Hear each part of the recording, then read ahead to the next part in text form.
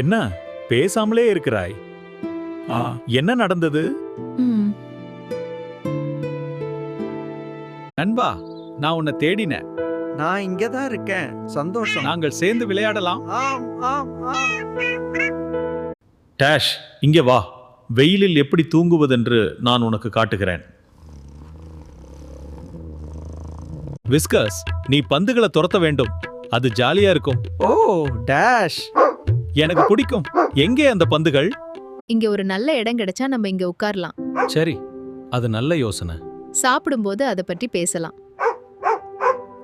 இங்க பாருங்கள், நாங்கள் அதை இங்கே கண்டோம். இது உண்மையா? நாங்கள் அதை அடைந்து விட்டோம். நாம் பிக்னிக் போகலாம், வீடும் கட்டலாம்.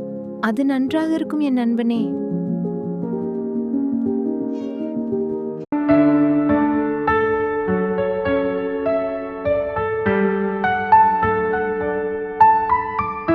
விஸ்கஸ் மற்றும் டேஷ் அவர்கள் ஒருபோதும் பிரியாத நண்பர்கள் ஆகிவிட்டார்கள்.